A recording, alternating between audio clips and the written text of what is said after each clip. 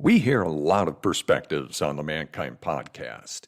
Inclusion of a guest is not an endorsement of their views, and the opinions expressed here do not always represent the mission or values of the Mankind Project USA. However you celebrate the silly season, whether that's Christmas, Hanukkah, Kwanzaa, or none of it at all, there likely will be an opportunity to reconnect with family. And so I'm excited to give you with some tools and dust off one of the episodes out of the archives, which definitely landed for many back in 2023 as we were entering into Christmas season. If you recall, 2023 was a pretty contentious time in history, especially here in the United States.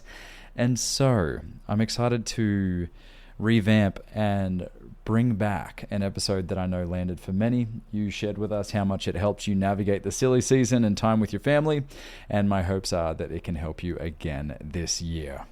So as we sign off from the Mankind podcast and 2025, I look forward to connecting with you all in 2026 and leaving you with this gift here. This episode on how to survive Christmas and your drunk Uncle Todd. Enjoy.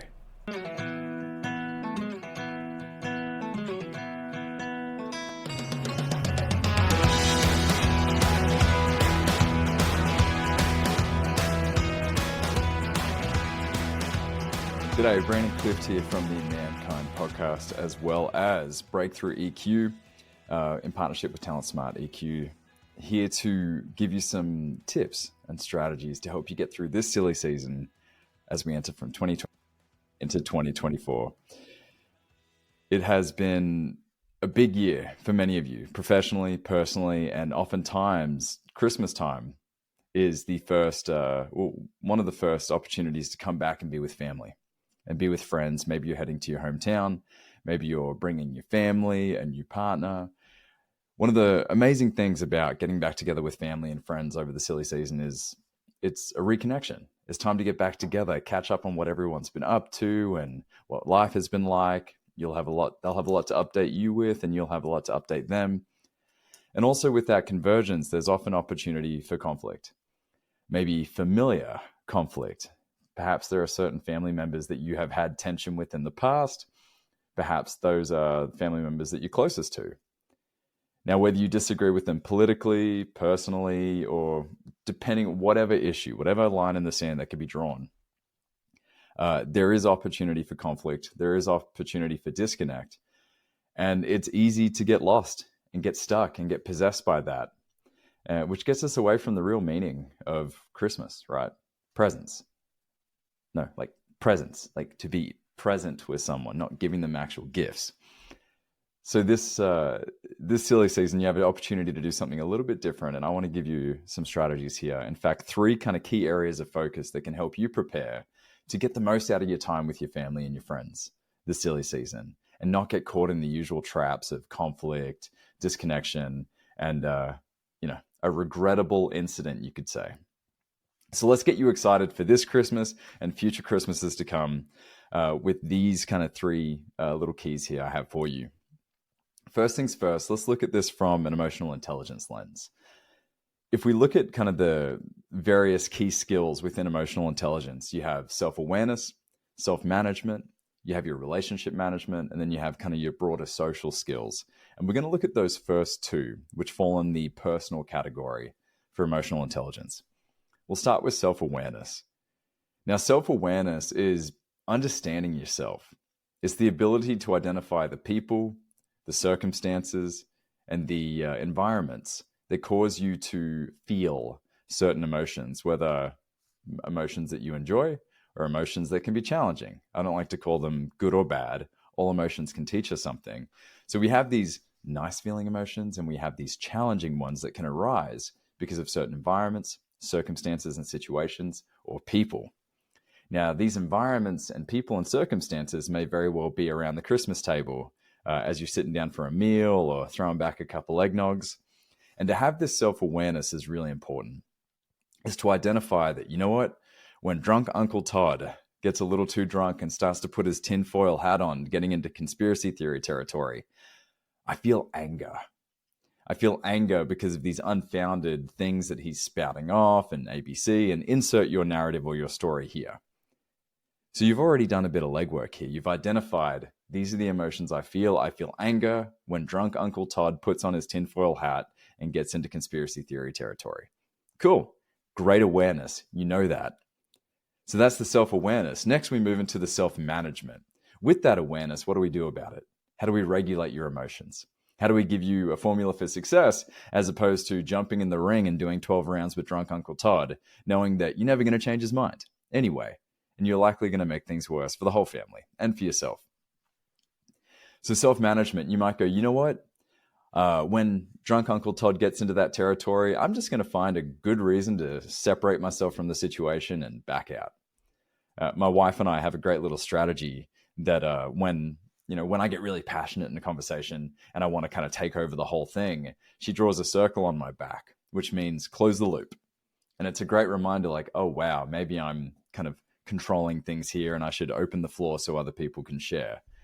And so that's a self-management strategy, and leveraging her self-awareness when it's being a blind spot for me and I'm not being aware of how I'm taking over a conversation. So you can look at it from an EQ lens as you come into the Christmas season is, being aware. What are the environments, the circumstances, the people that cause an emotional reaction out of me? And with that awareness, what are some strategies I can put in place so that I'm not getting in the mud with drunk Uncle Todd? I can separate myself, protect myself energetically, emotionally, so that I can enjoy my Christmas time.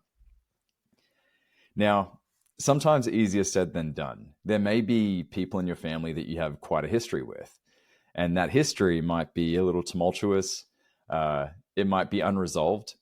And so coming into this Christmas season, there may be a little bit of baggage. You might feel that kind of pit in your stomach as you see mom or dad or whoever you're in a relationship with. And these 3 C's were something that came out of a conversation I had in one of the earliest episodes of the Mankind podcast with Daniel Ellenberg, who at the time was the president of the APA for the studies around manhood and masculinity. And our conversation was all about how to have a courageous conversation, right? How to have these conversations that they're risky, right? They require you to step outside your comfort zone. And so for a conversation like this, we came up with these kind of 3 C's organically, and these have evolved over time or fleshed out a bit more. But I now actually teach these 3 C's in my emotional intelligence classes at the University of Tennessee through the Center for Professional Education. Say that 3 times. And it's been a hit. Everyone's phone comes up, they take a photo of it once it's up on the board. And so we'll get started. You have these EQ strategies, you know who ticks you off, you know which emotions come up, you have some management strategies, but what if it's a little bit more tangled, a little bit deeper? Well, let's look at the first of the 3 C's, clarity. More specifically, clarity of intent. So what does that mean? Clarity of intent is the question, what do I really want to get out of this interaction, this relationship, this situation? What is my intention for this? Now, your intention on the surface level might be, I need to change my dad's opinion about these things, my brother's opinion, drunk Uncle Todd. I need to change them so I can feel safe, so I can feel seen or heard. That might be the surface level intention or desire. But really, is that a helpful, healthy, realistic intention? Or is there a realistic outcome to come from that? Maybe not. Let's just say no for now. What if your intention above all else is to have a healthy relationship with your dad? To get back in connection with someone that you've had a previous history of falling out of connection with? What if that was the intention? What if that was what you want more than anything? Do you want to be right in an argument, or do you want to get it right so that you can go back to what's important? Relationship, connection. And so first, by starting and asking yourself, what is my intention for this relationship, for my connection with this person, and how can I get that? Well, to get that, you have to look at the next C, which is compassion. Understanding that however asinine or insane someone's worldview may seem to you, their political beliefs or whatever, that there's a human being there. A human being with lived experiences, with feelings, and with shoes that you can never walk in. And so their life has led them to hold those beliefs. And as much as we want to judge the individual, we have to kind of hold a bit of space for the fact that you haven't lived in their shoes. Their beliefs might be informed by something that you have no relationship with or can understand. Or you may have grown up in a similar environment and found a different way, but they're not there yet, and you are. So you have the luxury of perspective, and you can't expect them to do or understand everything that you've done as well.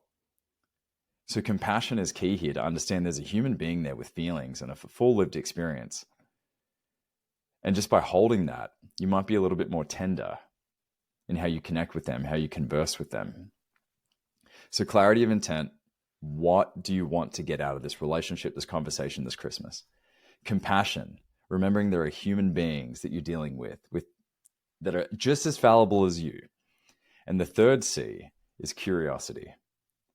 Being open and curious to what can this individual teach you? What perspectives might they hold, or what access might they have to blind spots of yours that can really help you in your growth and really help you connect with them more? That curiosity shows that you are open, that you're not fixed, that you have a growth mindset, and that you're open to learning from these individuals and from those around you whom you care about or want to care about more. And you're putting the best foot forward. You know, you're rising above or taking the high road, if that makes sense.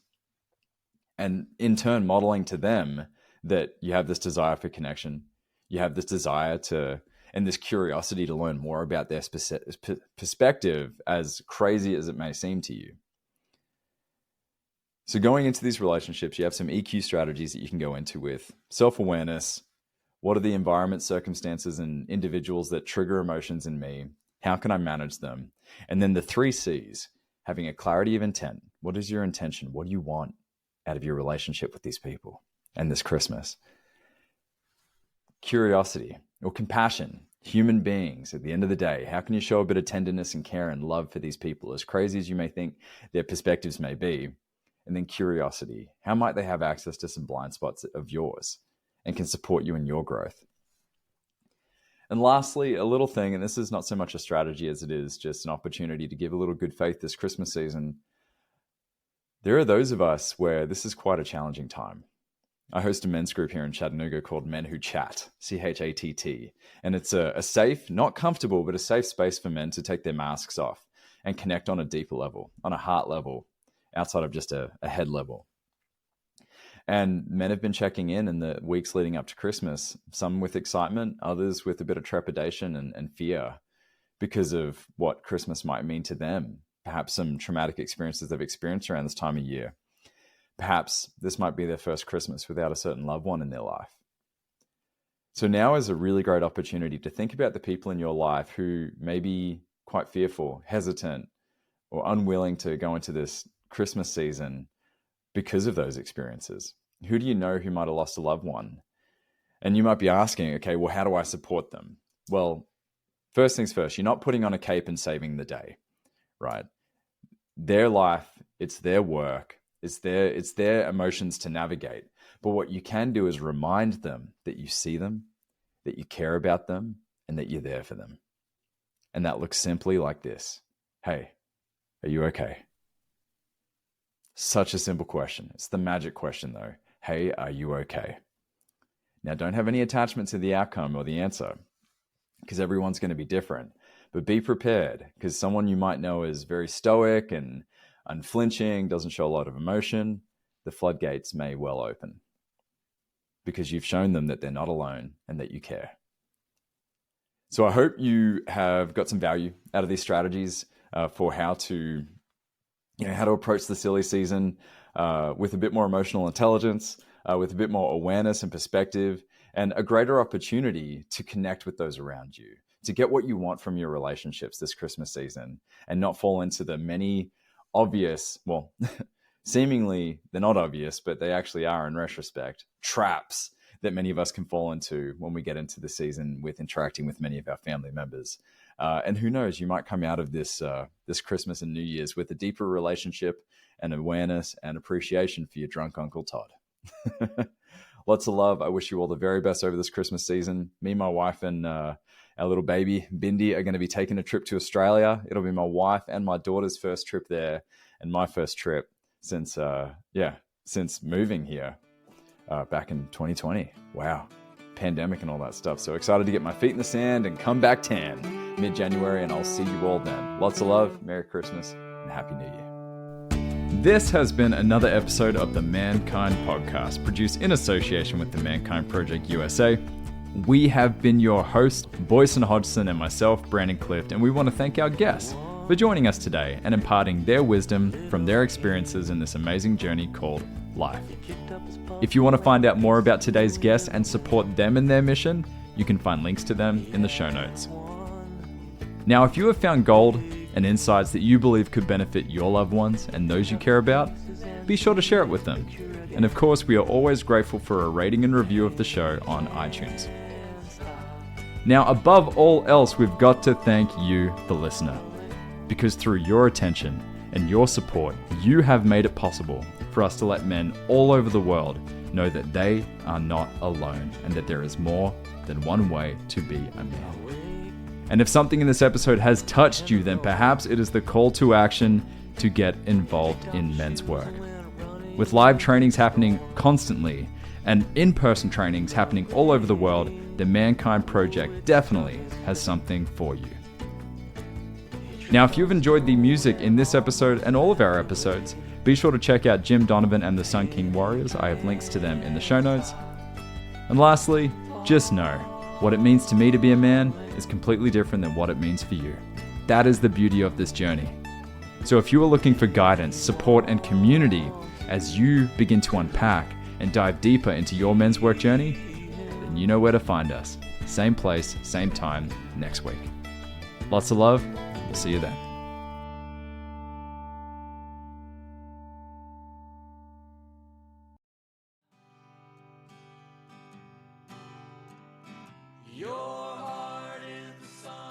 Hey, it's Boyson.